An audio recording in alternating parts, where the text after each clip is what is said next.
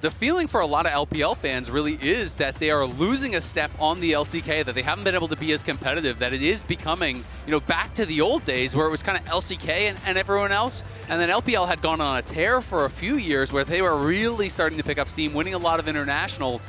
And now it feels like it's going back the other way once more. So BLG, TES, both trying to find their way into the quarters here. Azir, Ori, both up. Wukong going to be banned out. Neeko up, obviously some of the high priority champs. It feels like it's probably just going to be that potential trade of Orianna for Azir. But then you also trade away the Yunara. Having left that up, BLG can grab Yunara and Azir here, which puts them in a really strong position when you get to those later game team fights. It absolutely does, and I was going to say, I actually would love if they grab Neeko here, because if you take Azir, it doesn't really matter. You can grab that later, and the worry when you go Yunara sometimes is that then they go for like a Neeko in a power lane and really try to bully that Yunara early, but by taking the Neeko, I feel like it's often the band-aid that allows Yunara to get towards the later stages of the game.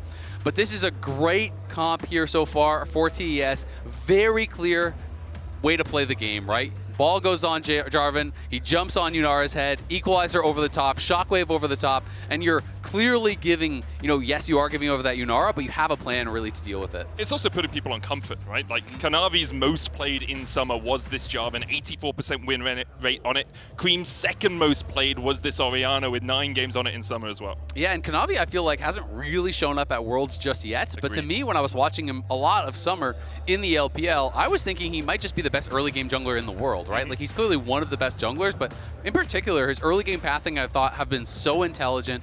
And so I do love seeing him on champions like Jarvan, where he can really affect the map, really kind of throw a wrench in the gears, and it's just one of those players that you have to always be wondering where those pocket visions are. Could he be there? Is he already behind us?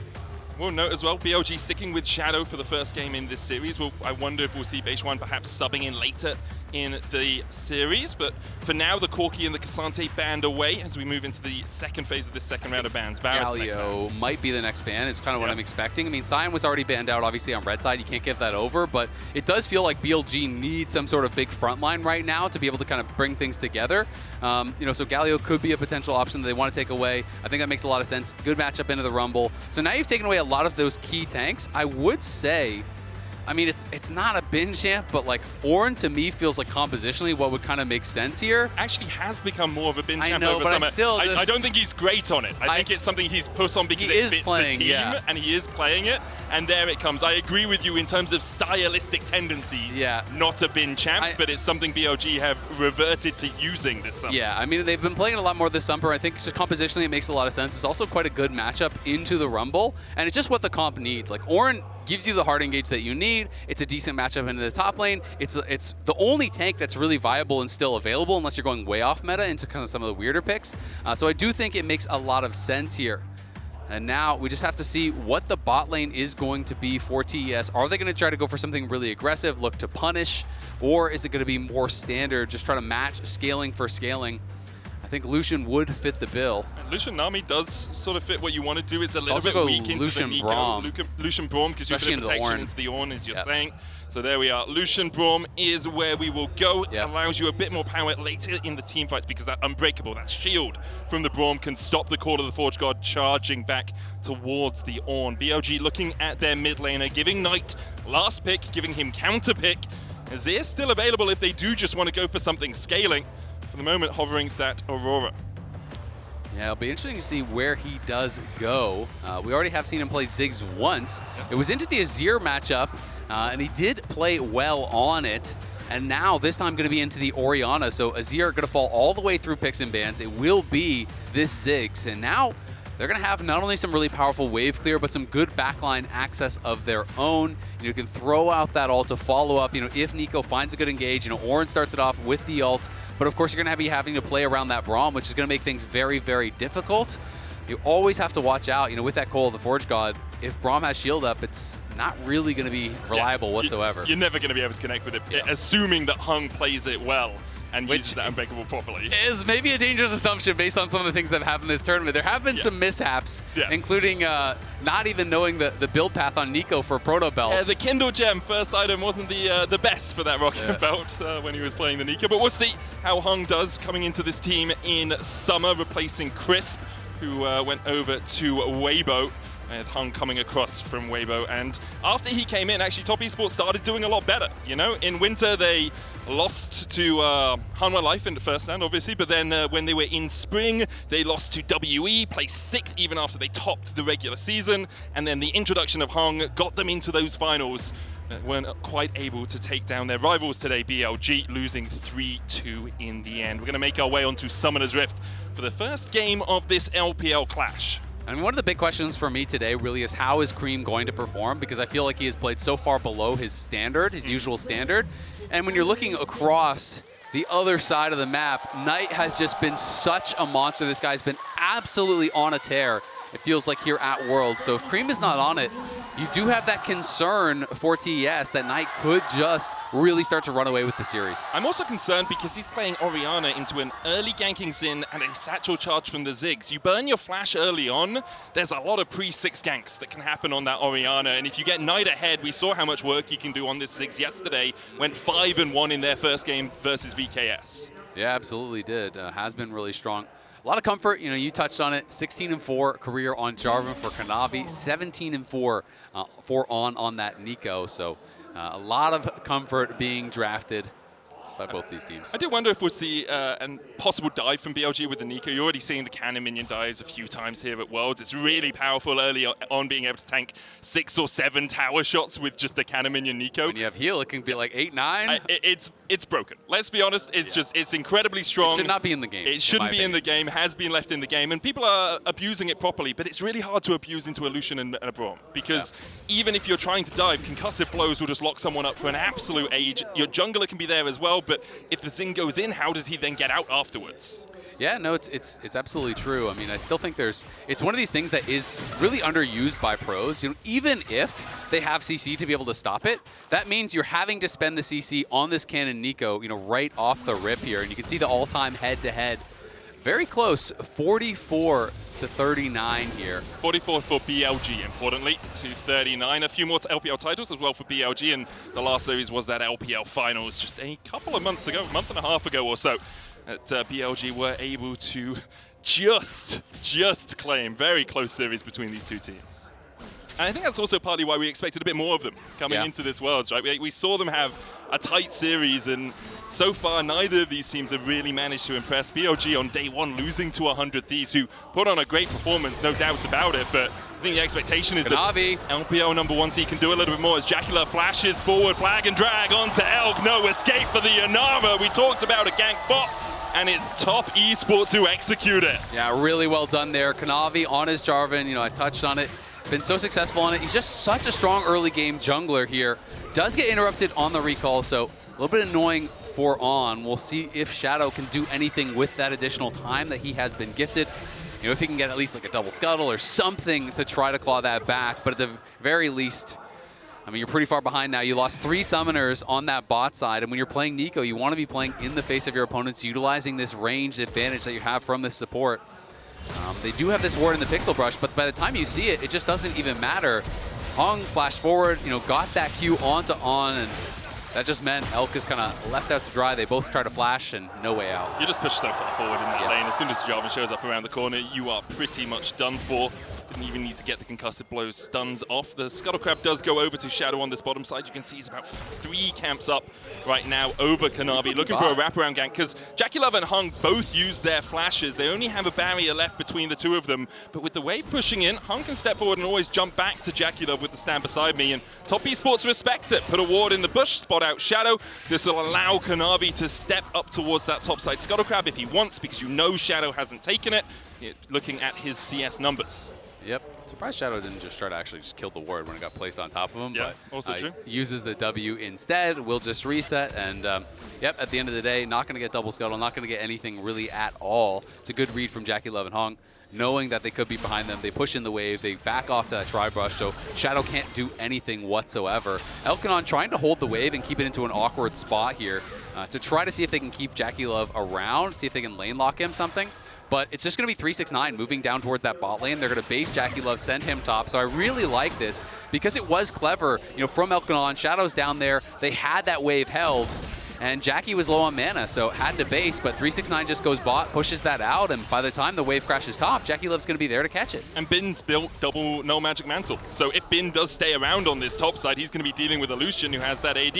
Don't expect it to happen, expect to see the bot lanes both swapping up towards this top side, but we will see if Bin decides that his matchup needs to be in that Lucian. He is walking out that way.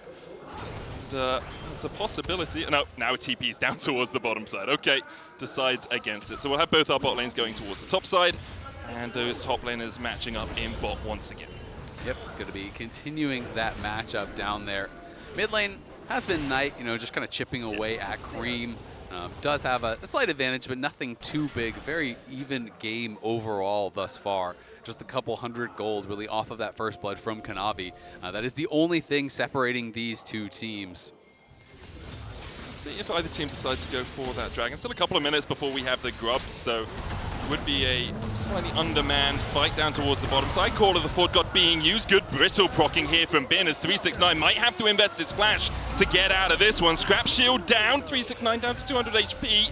Bin just walking forward. Now 369 has the equalizer, gets a bit of health from the level up as well and forces Bin away. Shadow's coming in from that tri-bush. Meanwhile, a Mega Inferno Bomb doesn't quite hit as 369 is able to dodge to the side of it. On the top side, Ornn getting caught out by top Esports. JackeyLove gets the kill. Equalizer down towards bot to clear out the wave. Shadow trying to flank 369. Elk needs to run away. 369 flashes from Shadow's wind becomes lightning. Elk backs away from the tower, and top Esports come out on top on both sides. My weak side king, 369, absorbing the pressure. Been looking for a very good all-in off of that level up timer, but 369 survives it, survives the roam from Knight, the pressure from Shadow, and meanwhile on the other side they get the kill. They zone Elk entirely off this wave. Elk still has not been able to walk back to the tower, and they're going to keep staying here. He's losing so many minions to this tower. This is brutal. Yeah, just a moment ago, you talked about the small lead in the jungle for top Esports being the only lead that happened on the map.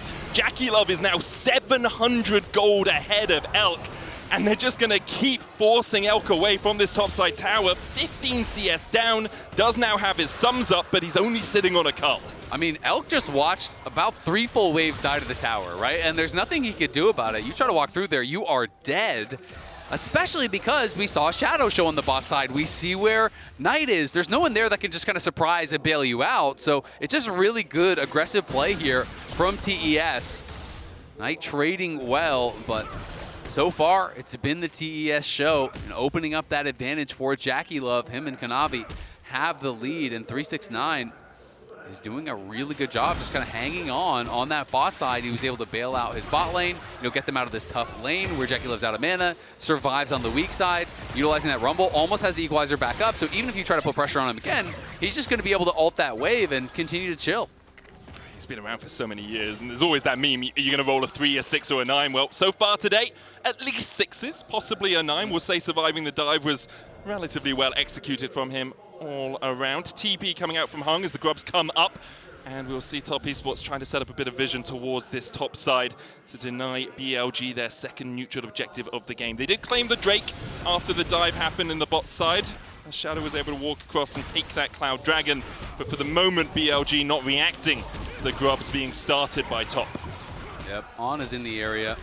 Doesn't seem to it doesn't seem to have any interest in trying to contest here. BLG are just going to give it up. So Shadow just doing that red buff. Will be 3 grubs going the way of TES, but that's a pretty big win for them. Have been able to push pretty heavily with JackeyLove, putting pressure on that lane and maybe able to farm a couple more plates. You can see 1 is an auto or 2 away on that top side. So that is standing gold that they're going to be looking for. Elk has to be really cautious. If he uses his E, or even if he gets hit by the Winter's Bite, the culling just immediately comes out. There's the barrier. And as I say it, JackeyLove and Hung show exactly why Elk needs to back away. Now hits the level 6, does have that transcend oneself, but it doesn't really do a huge amount into an Unbreakable. If Hung just puts that down, you get some damage back. Ornn still only level 5, doesn't have his own Pop Blossom. Hung about 2 minions away from getting his level 6, while Bin trades down towards this bottom side again. Yeah, Bin trading really well in the 1v1. And you are always in that really nice scenario when it's double AP soul laners. You just rush Kanik, and no matter what the lane assignments are, you're going to be chilling. So Bin definitely in his comfort zone.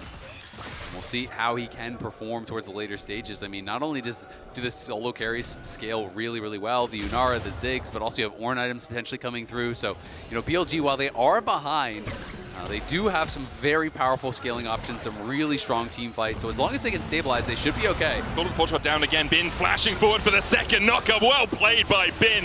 Gets the kill down towards the bottom side while Top Esports try to set up around top. The wave cleared away means that BLG will survive any possibility of a dive, and BLG are on the board. Yeah, clean little Ornn combo there from Bin, giving no ability for 369 to react. He pops the R and then flashes forward to redirect it even closer. Elk's going. Elk looking for it. Elk of Judgment coming out. There's the heal as well. JackeyLove still has the flash on the barrier. We'll just use one of them. And TP coming in behind. Elk still has a flash. Double TP, as you say, invested on.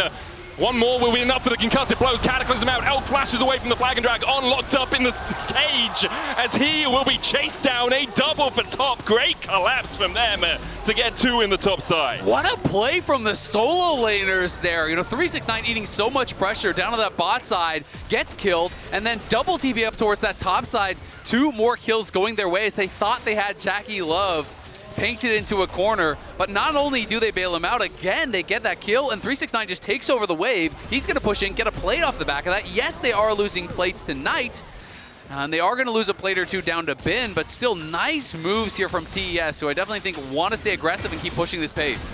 Satchel charge away. Hung going forward here on there in time with the tangle buffs. Glacial Fisher going out though, and Knight's already used the flash. Concussive blows for the stun, and Top Esports find another out of nothing, really. Knight just thought he could walk away. Kanavi and Hung, 5 for 5 on the KP so far this game. Deadly duo just walking around the map there. You know, in that initial flash forward from Hung, I was thinking, are you really going to be able to have enough to actually chase him down? But they knew their limits. They catch up, proc the concussive blows, and that is more than enough to get the kill onto Knight. And Knight has been playing pretty aggressive, pushing constantly. Now Ziggs with no flash is going to have to play a lot more defensive. You talked about it in the draft. Kanavi's early game, one of the best early game junglers in the world, if not the best at times. Here, 5 kill participation out of 5, 100% for him and Hung. And they're just everywhere on the map. Now, BLG have been able to get a little bit of gold back into their pockets. Yeah. You can see Knight still relatively even, Bin still ahead, but that gold lead, 1.2k right now for top. Top is playing well, but they need to be able to actually convert this into some objectives, right? That's the big concern now, because these kind of games always make me nervous, where you're getting kills and you look at the gold lead, it's 5-1, but the other team has a dragon, you're only up 1k, and they scale really well. So it doesn't really mean much unless you can convert it into something else afterwards. So now they're going to try to turn this into a dragon here. TES in the area. Knight pushes out top, and now he's going to TP mid to try to cover there. JackeyLove has flash. Crescent Guard coming out from Shadow. JackeyLove's going to have to flash, but Bin's on the flank, and they just have to abandon him. JackeyLove charged down by the Ornn. Unbreakable out from Hung. The call of the Forge got a prayer to the heavens, but BLG, as they begin to turn it around, 2 more kills to them, and now the dragon in their eyes. BLG collapsed perfectly on the bottom side. Yeah, and that's why these kind of games sometimes make me nervous, right? You know, you're doing well, you're doing well, but hasn't converted into anything, and now they show up to the objective, they get punished. Kanavi spotted in this ward, so shouldn't be any opportunity to actually steal this away. It will be the dragon, it will be the kills, and now the gold lead is essentially meaningless, right? It's nothing at all. And that is back-to-back dragons. It's going to be an Ocean Soul as well on a team with an Ornn. That is always a concern here, so we can watch this one more time. Shadow just full sends it onto Jackie, and Jackie flashes fairly late, doesn't really have a good angle to get away. And then when the Unbreakable is used, Bin says, great, it's a strike. Knocks them both up. You're going to be able to get even more off the back of that. Elk grabbing the kill is ideal. Just gets BLG right back in this game. Elk only 500 gold behind now, has finished that Kraken Slayer, 35 stacks before he gets that extra gold infusion from the cult. First items completed across the board. Creme will scale up as Knight's caught out a little bit. Redemption being used for the extra damage. Cataclysm, Satchel out, but still the Demacian standing enough from Knight to get the kill, from Kanavi to get the kill. Shadow flashes and blast cones to safety. He's going to give up his red buff for that 369 covering to make sure that Bin can't come and collapse. And Knight almost gets away, but Kanavi spear to the back, finishes him off there. Maintaining 100% KP. This guy is everywhere. Feels like his most impressive game at Worlds thus far. Agreed. Definitely looking strong. But again, the gold lead on Jarvan, that's not going to be enough to get it done here at the end of the day. You need to keep these carries in a great spot. And JackeyLove, wasn't able to kind of convert all of the pressure that they had been giving towards him, right? They had really been trying to enable him. And he was in a pretty good spot going into that fight, but they didn't have the proper setup at that dragon. Ends up getting caught out and just kind of going down in a hurry. And now TES pushing here, trying to see if they could potentially look towards first tower, which would be feats. I was going to talk about that because if you're top esports, this early game has gone well if you have good split push threat. If you can 1-3-1 well, because you've got grubs, you have a bit of a gold lead, your solo laners are in okay spots, but you can't really push into the Ornn because he just survives any push that is happening, and you can't push into a Ziggs because he just puts that explosive minefield down as Ornn flashes forward for the double pop blossom, and they lock up JackeyLove. Elk will get the kill, Hung's gonna fall second, BLG collapse again in the mid lane, they're setting up for the Rift Herald. Jackie's not loving that. Elk grabs another kill, and now it's gonna be objectives off the back of this here. BLG just tearing it away. It's huge because you're going to get tower as well. Satchel charge down from Knight, that tower is gone. That's first tower of the game for BLG. They'll get the objective, as you say. That's the feats of strength, unless Kanavi can somehow steal this, but he can't get in range for the smite. TP coming in as top esports are looking for a little bit more of a fight, but there's going to be a 3v4 in BLG's favor. And they just walk out. You used your teleport. Yeah, Creme can just walk down towards the bottom side, so it's not too wasted, but still. A little bit of desperation there from top esports trying to collapse on that fight. I agree. I think they're kind of feeling it slipping away from them here a bit. And Jackie goes up to trade onto Elk, but kind of just ignoring Ornn there. A bit disrespectful in the positioning. And Ornn makes him pay. He has the flash, even able to give that kill over. Kanavi, though, he's not giving up. 369's here for the collapse. Mega Inferno Bomb coming down. Kanavi down to 500 HP. 369 looking for the Flame Spitter, but now Ornn and Knight on their way, and there's a TP behind. 369 has to try and flash away from the explosive. Might be Bin in the back line. 369 put in the trash. Creme having to flash away. JackeyLove with a culling, but that is doing nothing. Top esports have to retreat as BLG collapse well once again. BLG just fully taking over here. The TPs have been so proactive in this game. You know, normally, ever since these TP changes, TPs are like back to farm. That's about it. We've had so many nice aggressive TPs in this game thus far. Both teams really making it work. But it does feel like BLG pulling further and further ahead here. Bin closing in on level 12, getting closer and closer towards those ornaments. And Elk now with a slight gold lead, but a slight gold lead on this Yunara, who had been focused very heavily. You know, Kanavi was down there early. They're utilizing 369 multiple times to get preferential lane setups for Jackie as well. And now you're just bleeding out towers.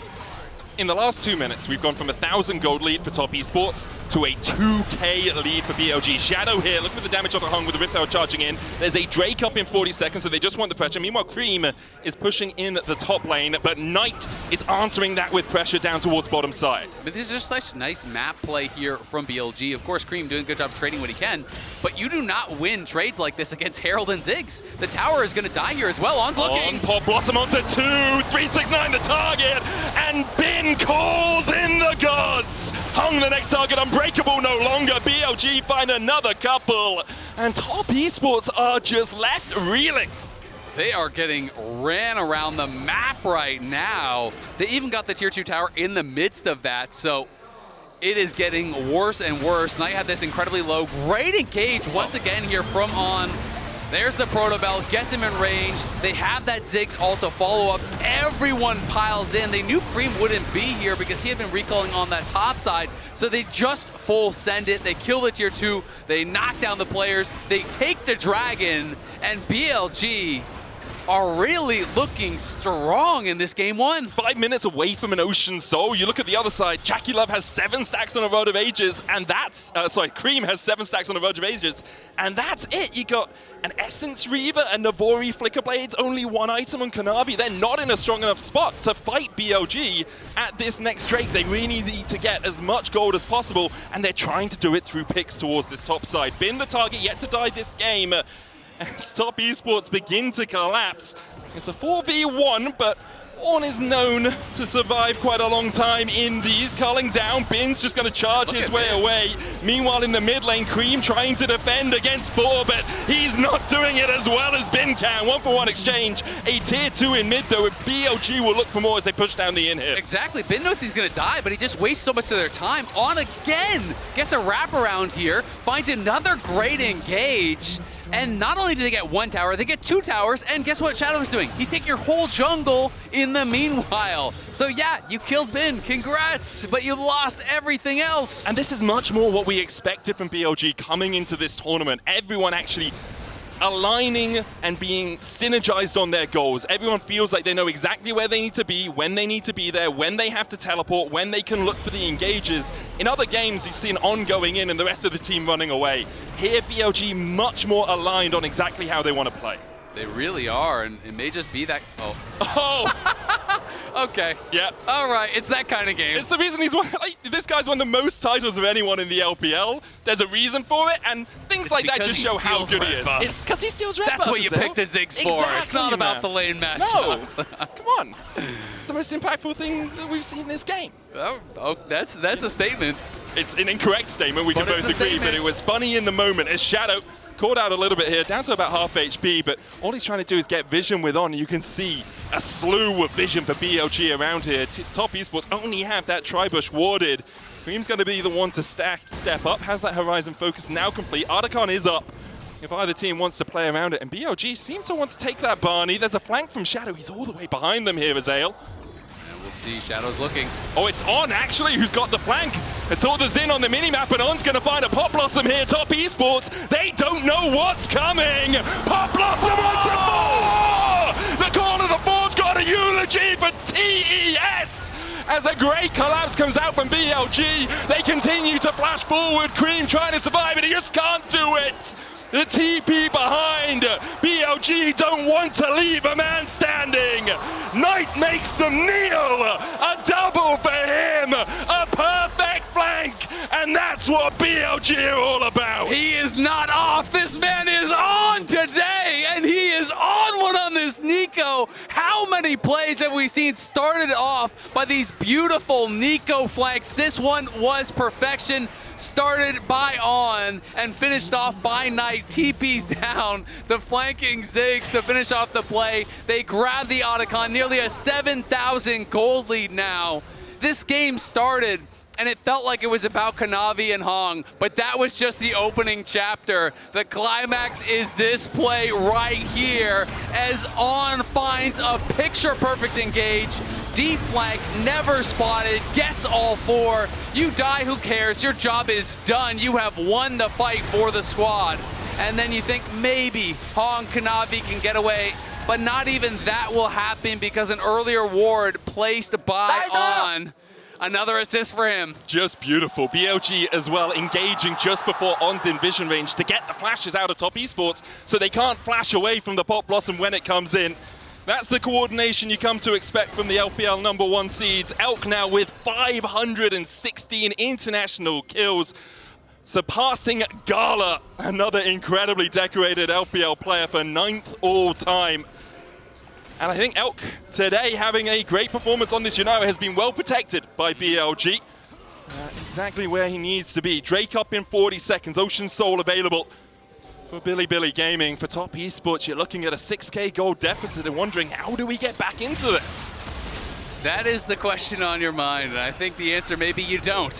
When you're looking over at this massive gold lead, Soul Point, ornaments have already been coming through, and it's the Knight Classic. He gets the Magi's again. The Infinity Edge just got finished. Everything is so in their favor that even Kanavi's starting to look like paper. There's bouncing balls as well from Knight, just shredding through Top Esports. They don't have a true tank. It's a Sundered Sky Black Cleaver on the Jarvan.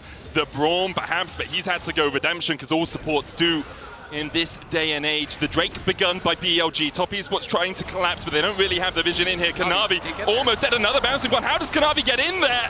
Forced away by the Mega Inferno Bomb. Hung having to run away.